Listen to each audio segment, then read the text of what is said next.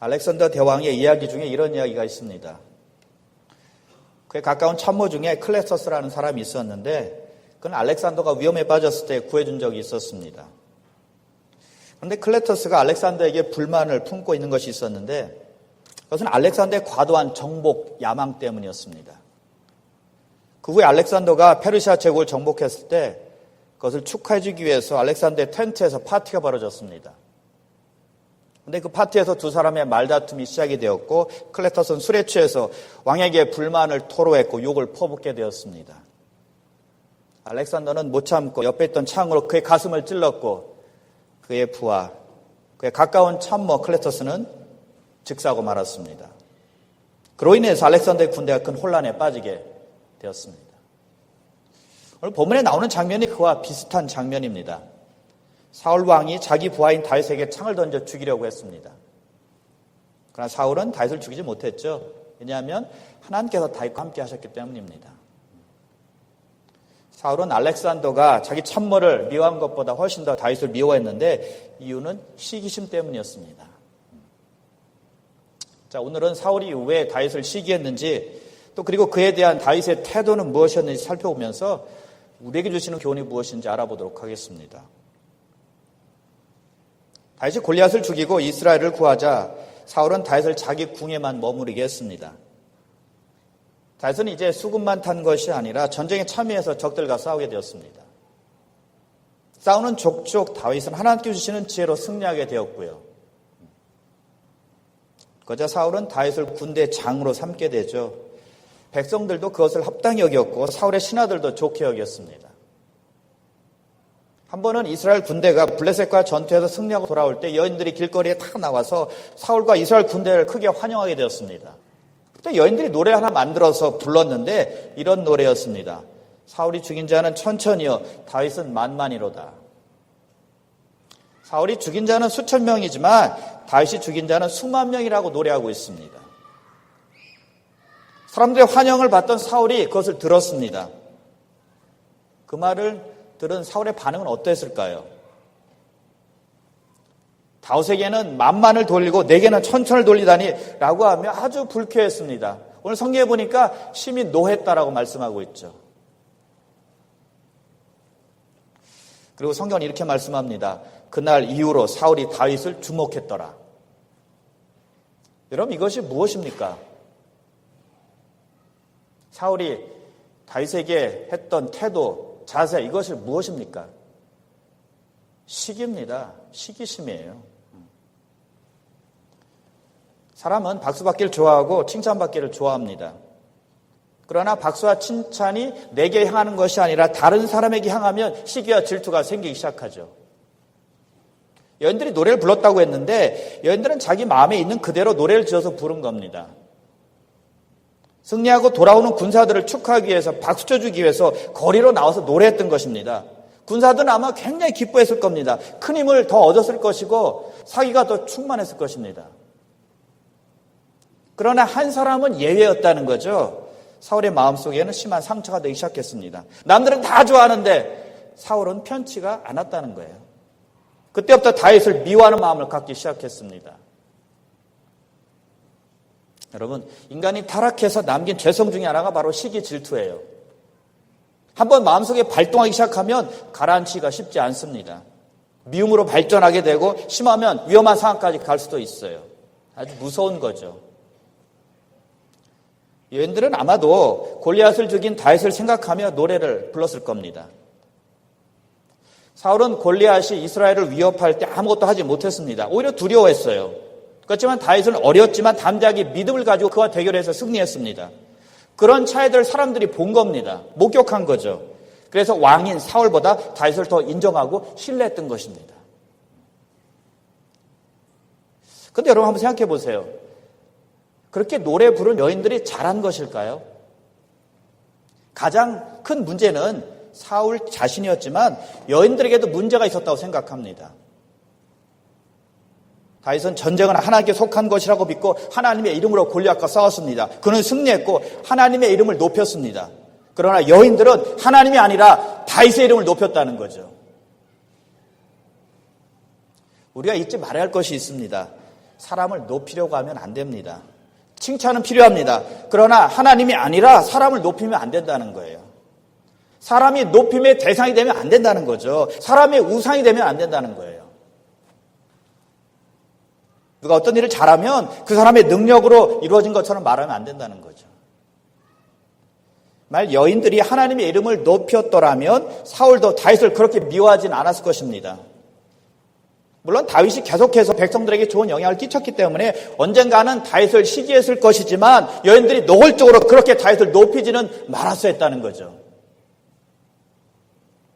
출애굽기 15장에 보면 이스라엘 백성들이 하나님의 능력으로 홍해를 육지처럼 건너고 나서 하나님을 찬양하고 하나님을 노래하는 장면이 나옵니다. 그 노래를 보면 처음부터 끝까지 여호와 하나님을 찬양하는 노래예요. 그리고 그 노래가 끝나자 모세의 누인 미리암이 소고를 가지고 나와서 다른 여인들과 함께 춤을 추며 그 노래에 화답을 합니다. 이렇게 화답을 해요. 너희는 여호와를 찬송하라. 그는 높고 영화로우시며 말과 그 탄자를 바다에 던지셨음이로다. 하나님께서 말과 애국 군사들을 바다에 던지셨는데 그분이 바로 높고 영화로운 분이다라고 찬양하고 있다는 거죠. 하나님의 이름만을 높였다는 것입니다. 이렇게 찬양한 사람들도 역시 여인이었고요. 탬버린을 두드리며 춤을 췄다는 것입니다. 그러나 그들이 다른 점은 모세의 이름을 높이지 않았다는 겁니다. 여호와 하나님의 이름만 높였다는 거예요. 다윗을 높였던 여인들과는 좀 다르죠. 그래서 우리는 우리의 힘과 우리의 능력과 우리의 승리의 원천은 하나님이시다라는 것을 결코 잊어서는 안 된다는 것입니다. 이거 놓치면 안 됩니다. 그럼 여러분, 우리 모두에게 승리를 주시는 분이 하나님이심을 온전히 믿고 의지하심으로 하나님의 이름만 높이시기를 주님의 이름으로 축원합니다. 그 다음 날 드디어 일이 터집니다. 악령이 사울에게 임했고 사울이 정신없이 떠들기 시작합니다. 그러더니 쑥을 타고 있는 다윗에게 사울이 창을 던지죠. 다윗이 잘 피했습니다. 하나님께서 함께 하셨기 때문이에요. 자, 이 부분에서 우리가 다윗으로부터 배울 점이 있다고 생각합니다. 다윗은 골리앗을 물리쳤고 전쟁에서 이미 여러 번 승리했습니다. 그래서 군대 장으로 올랐습니다. 쥐관이 된 거예요. 백성들로부터 큰 신뢰와 인정을 받았습니다. 그럼에도 불구하고 그는 여전히 사울 앞에 숭을 타고 있었다는 거예요.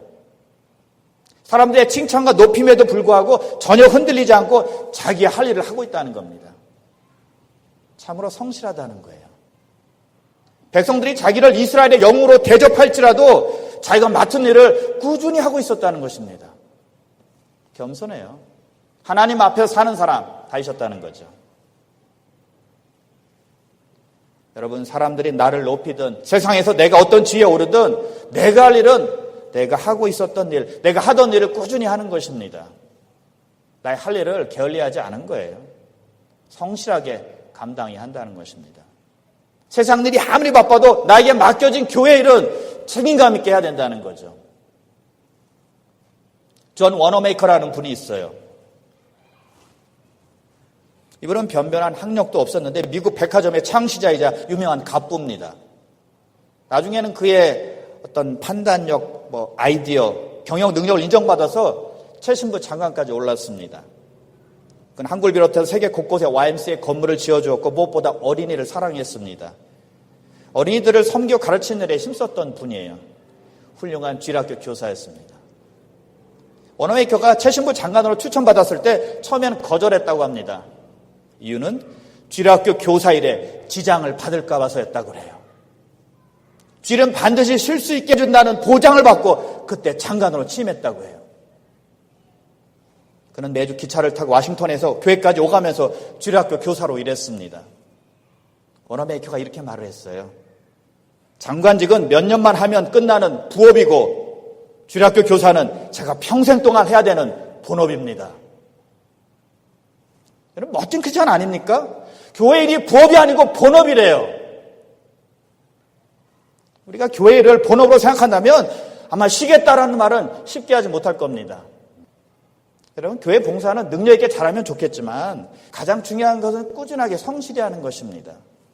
어떤 부서는 기술이나 능력이 좀 필요하기도 합니다. 그러나 대부분은 성실함과 겸손함으로 할 수 있어요. 하나님의 교회에 도움이 되고 싶다. 이런 생각만 있으면 돼요. 은혜에 감사하는 마음만 있으면 된다는 거죠. 다윗이 그렇게 성실했다는 것입니다. 백성들에게 높임을 받던, 영웅 대접을 받던 하나님 앞에서 자기 맡은 일을 최선을 다해서 했다는 거죠. 사울은 여인들이 노래하는 말에 불쾌하며 심히 분노했다고 했죠. 그리고 이렇게 말했습니다. 그가 더 얻을 것이 나라 말고 무엇이냐? 다윗이 자기를 밀어내고 왕이 되는 것이 아니냐? 이렇게 질문한 거죠. 사실 여러분, 사울은 시기할 것도 없었고요. 분노할 것도 없었습니다. 화낼 것도 없었어요. 이미 하나님께서 사무엘을 통해서 그에게 통보했거든요. 내가 너를 버렸고 너 대신 다른 왕을 내가 세우겠다라고 말씀하셨거든요. 사울이 그 말을 들었어요. 근데 그 말을 잊었든지 아니면 무시했든지 둘 중에 하나일 것입니다. 물론 사울은 아직 왕이었고 다윗은 그의 수금 타는 사람이었습니다. 군대의 지휘관이 되었다고 해도 아직 사울 왕이 부하였습니다. 그러니 자기 부하가 하루아침에 백성들에게 유명해지고 자기보다 인기가 높아지니 불쾌하겠죠. 그러나 반대로 생각할 수 있잖아요. 우리 이스라엘이 잘 되는 것이니까 좋은 일이야. 이렇게 생각할 수 있잖아요. 자기 체면만 생각하면 어떡합니까? 자기 기분과 자기 감정만 생각하면 어떻게 해요? 왕인데 나를 생각해야지. 누가 교회에서 하나님의 일을 잘하고 주님께서 기뻐하시는 일을 하면 나도 기뻐해야 한다는 거예요. 왜요? 교회 덕이 되는 거니까, 교회를 세우는 것이니까, 하나님께 기뻐하시는 일이니까 나도 기뻐하면 돼요. 시기할 필요 전혀 없죠. 누가 나보다 더 칭찬받아도 질투할 필요 전혀 없다는 거예요. 왜요? 하나님의 이름이 높임받으면 되니까.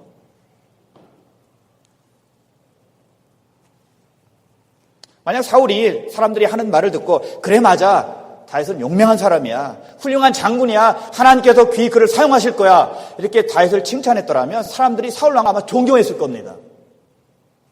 신하들도 그를 신뢰했을 거예요. 마음이 좀 불편해도 다윗을 칭찬하고 다윗을 자랑하고 더 잘할 수 있도록 세워줄 때 사울은 인정받는 왕이 될 수가 있었다는 거죠. 우리도 마찬가지예요. 누가 하나님의 일을 잘하면 칭찬해주고 더욱 잘할 수 있도록 기도해주고 세워주는 것이 필요하다는 것입니다. 그러면 나도 그 사람과 같이 가는 것입니다. 나는 빠지고 그 사람만 올라가는 게 아니에요. 같이 갑니다. 그래서 교회도 중요한 것은요, 남이 잘 되도록 세워주는 것입니다.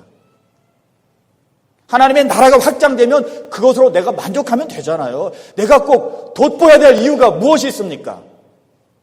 하나님의 뜻이 이루어지면 되는 것이지. 내 이름이 좀 안 나타나면 어때요? 하나님이 기뻐하시면 그것으로 내가 만족하면 되지. 우린 침례 요한의 고백이 필요해요. 예수님은 흥하여야 하겠고 나는 쇠하여야 하리라. 나는 좀 못돼도 괜찮다는 거예요. 하나님만 높임받으면 나는 괜찮다는 거예요. 또 침례 요한이 고백을 합니다. 신부를 취하는 자는 신랑이나 서서 신랑의 음성을 듣는 친구가 크게 기뻐하나니 나는 이러한 기쁨으로 충만하였노라. 자기가 아니라 예수님이 나타나심으로 그의 사역을 보는 것만으로 기쁨이 있다는 거예요. 주인공이신 예수님이 당연히 중심이 되고 자신은 이제 무대 뒤로 사라지는 것은 너무나 당연하다라고 고백을 하는 거죠. 여러분, 내가 꼭 나타날 필요가 없습니다. 다른 사람을 세워서 하나님의 일이 성취되고 하나님께 기뻐하시면 되는 거잖아요. 그러면 세워진 사람도 뒤에서 도왔던 나도 함께 복받는 일에 참여하게 되는 거예요. 꼭 내가 보여줘야 되고 내가 첫째가 돼야 되고 1등이 될 필요가 있어요? 없어요. 누가 보여지든 무슨 상관이 있습니까? 하나님이 보여지고 하나님이 나타나고 하나님께서 영광 받으시면 되는 거잖아요. 우리는 주연이 아니라 조연이 될 줄 알아야 돼요. 1인자가 아니라 2인자 역할을 잘 감당해야 돼요. 조연으로서 다른 사람을 기도하며 세워줄 줄 알아야 된다는 거죠. 여러분, 그래서 교회는 바나바 같은 사람이 많아야 돼요. 바나바는 바울의 동역자로서 1차 선교행을 같이 떠났던 사람입니다. 부활하신 예수님을 바울이 다메섹 도상에서 만났습니다. 근데 바울의 과거의 모습을 아는 사람들은 바울을 만나기를 꺼려했고 바울과 사귀기를 꺼려했습니다. 예수님의 제자들도 두려워했어요. 그런데 그것을 중재해 준 사람이 바나바였습니다. 바나바가 바울을 그들에게 데려가서 바울의 변화됨을 알려주고 그들을 설득시켰습니다. 그리고 바울이 고향 다소에 있을 때 그를 데리고 안디옥 교회에 가서 함께 목회할 수 있도록 이끌어준 사람도 역시 바나바였습니다. 그래서 두 사람이 안디옥 교회에서 파송받고 1차 선교여행을 떠난 것 아닙니까? 왜 바나바의 역할이 중요한가 하면 바울을 계속해서 세워주었기 때문입니다. 바나바는 첫째가 되지 못했지만 기독교 역사에서 아주 중요한 인물입니다. 바울이 앞에 서서 일할 수 있도록 도와주었기 때문이죠. 바나바가 사울처럼 시기하는 마음을 가진 사람이었다면 그렇게 하지 못했을 거예요. 그러나 바나바는 조용히 뒤에서 하나님께서 영광 받으시는 걸 보면서 기뻐했다는 거죠. 이런 바나바가 교회에서 많이 나와야 돼요. 그런데 교회는 잠잠하게 또 든든히 하나님의 이름을 나타내는 그런 교회가 될 것입니다. 교회는 내가 1등이 돼서 나를 나타내는 것이 아니라 은사가 있는 사람들을 잘 세워서 하나님의 일을 이루고 하나님께 영광을 돌리는 곳, 그것이 교회라는 사실을 믿으시길 바랍니다. 그래서 성숙한 사람은 시기하지 않아요. 누가 잘 돼도 배합하지 않습니다. 오히려 기뻐할 뿐입니다. 신앙으로 성숙한 사람은 어떤 경우에도 마음을 다스리며 승리할 수가 있다는 거죠. 그럼 여러분, 시기하지 마시고 다른 사람을 잘 세워주며 하나님의 뜻을 잘 이루어가시기를 주님의 이름으로 축원합니다. 자, 사울이 다윗에게 창을 던졌지만 다윗이 잘 피했습니다. 창을 피하는 다윗을 보면서 사울이 두려워했어요. 하나님께서 다윗과 함께하는 모습을 본 겁니다. 그와 함께 있을 수 없으니까 다윗을 천부장으로 삼아서 자기 곁을 떠나게 합니다. 궁에서 내보낸 거예요. 그런데 보십시오. 쫓겨난 다윗이 어떻게 했는지 성경은 이렇게 말씀해요. 여러분 성경 펴셨으면 14절 같이 한번 읽겠습니다. 오늘 본문 14절. 시작. 다윗이 그의 모든 일을 지혜롭게 행하니라. 그와 함께 계시니라. 아멘. 다윗은 모든 일을 지혜롭게 했다고 했습니다. 전쟁에 참여해서 열심히 싸웠고 그가 맡고 있는 천부장 역할도 잘 감당했다는 거죠. 그가 해야 될 일을 최선을 다해서 행했다는 것입니다. 이것이 우리가 또 다윗에게서 배울 점입니다. 다윗은 궁에서 쫓겨났는데 잘못해서 실수해서 쫓겨난 것이 아니었습니다. 사울의 시기로 쫓겨난 거죠. 하나님께서 함께 하시는 다윗을 보면서 두려워해서 다윗을 쫓아낸 거죠. 다윗은 아무 잘못도 없이 좌천된 겁니다. 그런 대접을 받았는데도 불구하고 다윗은 어떻게 했나요? 열심히 살았어요. 최선을 다해서 자기 할 일을 했다는 것입니다. 기분 나쁘다고 술 퍼먹지 않았습니다. 사울을 원망하지도 않았어요. 우리가 살다 보면 사람들로부터 잘못 대우받을 때가 있습니다. 기분 나쁠 정도로 형편없이 대접받을 때가 있어요. 일터에서 어떤 모임에서 사람과의 관계 속에서 이분 교회 안에서도 그런 일을 당할 수 있습니다. 억울한 일을 당할 때가 있다는 거예요. 그럴 때 여러분은 어떻게 하십니까? 여러분 어떤 태도를 취하십니까? 따지고 항의하세요? 아니야, 직장에서 그런 일을 당하면 그 직장 그만둬야 됩니까? 혹시라도 교회에서 그런 대접을 받는다면 교회를 그만둬야 되나요? 그럴 때 우리의 태도는요, 무조건 하는 일을 다 접고 그만두는 것이 아니라 따지고 항의하는 것이 아니라 오히려 내게 맡겨진 일에 더욱더 최선을 다하는 것입니다.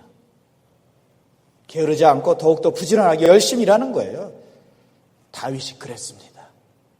궁에서 쫓겨났지만 자기가 맡은 일을 게을러하지 않았다는 것입니다. 더욱 최선을 다했습니다. 모든 일을 지혜롭게 행했다라고 성경은 말씀하고 있잖아요. 요셉을 보십시오. 형들에게서 미움받고 보디발의 집에 종으로 팔렸습니다. 하루아침에 야곱의 사랑받는 아들에서 종으로 전락된 거예요. 얼마나 억울했겠습니까? 형들이라지만 얼마나 괘씸했겠어요. 그러나 요셉은 종의 자리에서도 맡은 일에 최선을 다했다는 거죠. 그는 종으로 살아본 적이 없는 사람입니다. 얼마나 낯설겠어요. 얼마나 힘들었겠습니까? 그러나 한 가지 배우며 성실하게 열심히 일했을 때 보디발로부터 그 주인으로부터 인정받고 신뢰함 받은 것 아닙니까?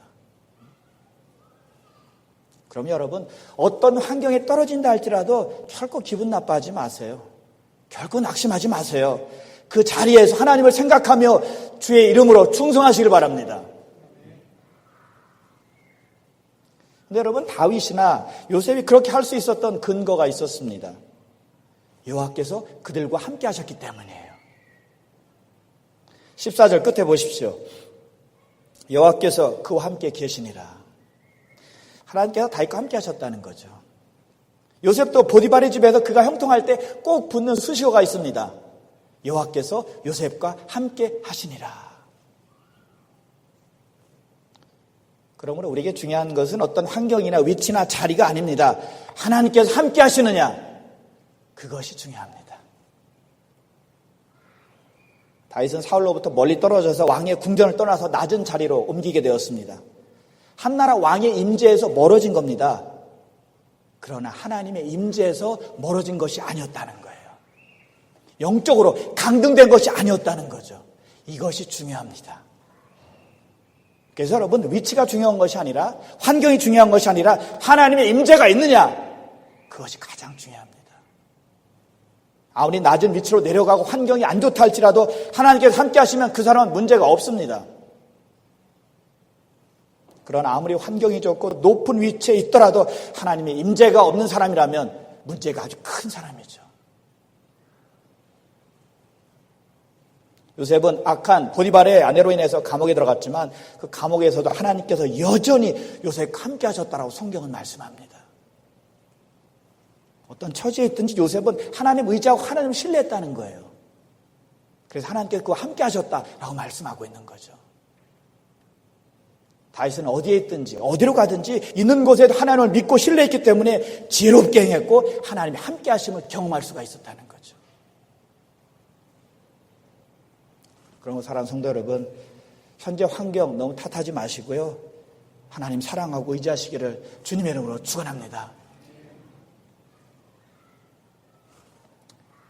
다시 그렇게 지혜롭게 행하자 백성들로부터 더 큰 사랑을 받게 되었습니다. 그러면 그럴수록 사울은 더욱더 다윗을 미워하게 되죠. 하루는 사울이 다윗을 불러서 말을 해요. 자기 딸 메랍을 아내로 줄 테니까 자기와 이스라엘 위해서 싸워달라고 말을 합니다.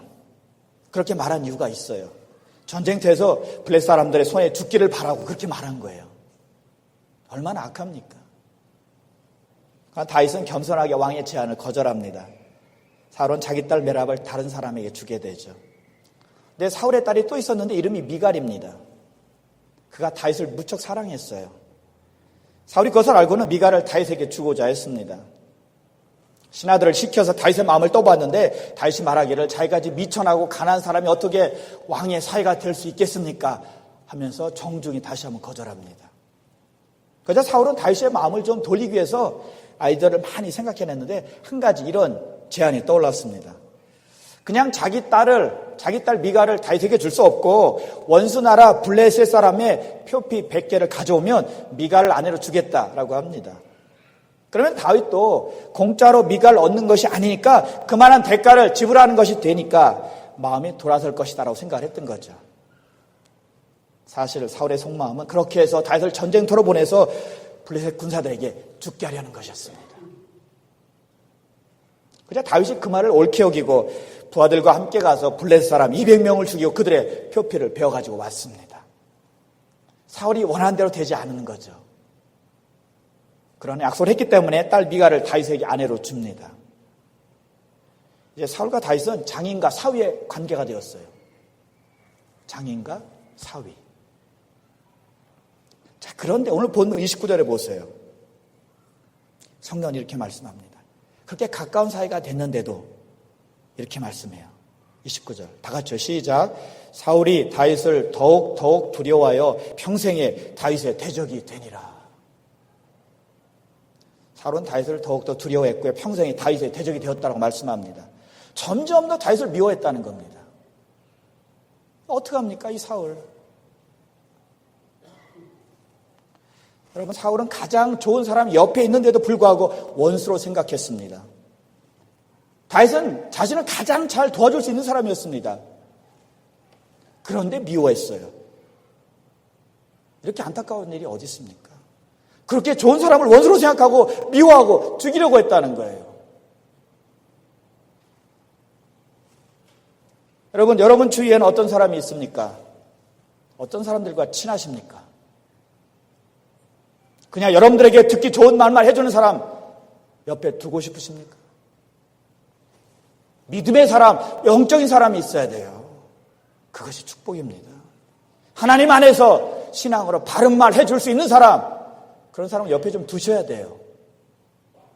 신앙으로 책망해주고 온전히 인도해줄 수 있는 사람, 이런 사람이 우리에게 필요합니다.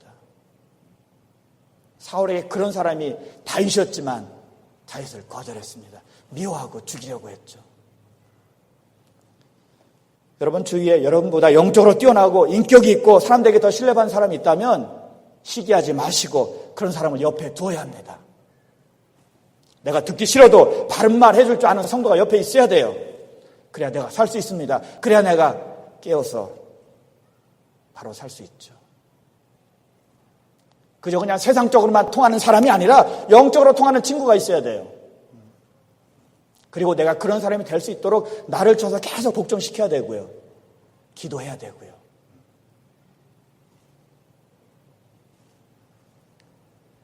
오늘 사울은 다윗을 죽이려고 창을 던졌습니다. 그리고 사울은 하나님께서 다윗 함께 하심을 보고 두려워서 다윗을 궁에서 내보냈습니다. 그리고 사울은 자기 딸들을 통해서 다윗을 죽이려고 했습니다. 그 모든 일의 근원은 무엇입니까? 시기심이에요. 시기질투가 이처럼 무섭다는 것입니다. 여러분, 긍정적인 질투가 있는 것 아십니까? 긍정적인 질투. 사랑하는 사람에게 반드시 필요한 것이 질투입니다. 내가 사랑하는 배우자가 있는데 그 배우자가 다른 사람에게 눈을 돌리고 있어요. 그럼 내가 가만히 있을까요? 절대 가만히 안 있어요. 질투하고 화낼 것입니다. 분노할 것입니다. 사랑의 한 표현이 질투라는 거죠. 사랑하면 독점하고 싶은 것입니다. 그래서 성경은 우리 하나님을 질투의 하나님이시다라고 말씀하고 있습니다. 우리 한 사람 한 사람을 어느 누구에게도 빼앗기고 싶지 않다는 겁니다. 우리를 너무 사랑하시기 때문에 질투하시는 겁니다. 독생자를 주시까지 사랑하셨기 때문에 우리를 독차지하고 싶으신 거죠. 그런 사랑을 우리가 가지고 있다는 거죠. 하나님의 독점적인 사랑의 대상이 저와 여러분이라는 사실이에요.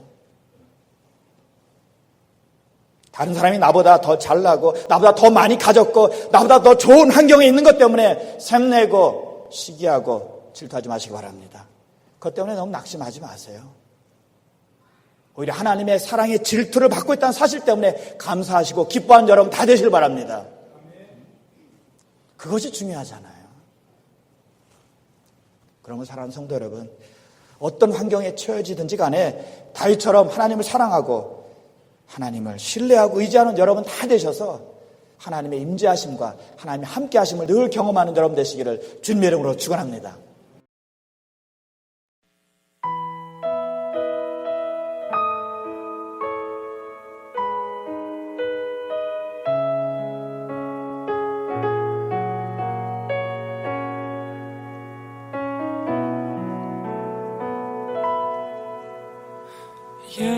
예배하는 사람들 속에 아버지의 마음이 들리네.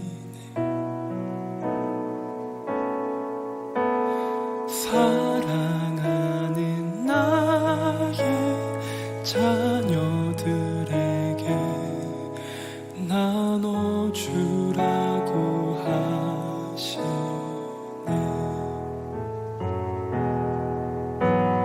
마음이 가난한 이에게 축복을, 근심이 많은 이에게는 곁에 있을 수 있는 넉넉한 마음 허락하시길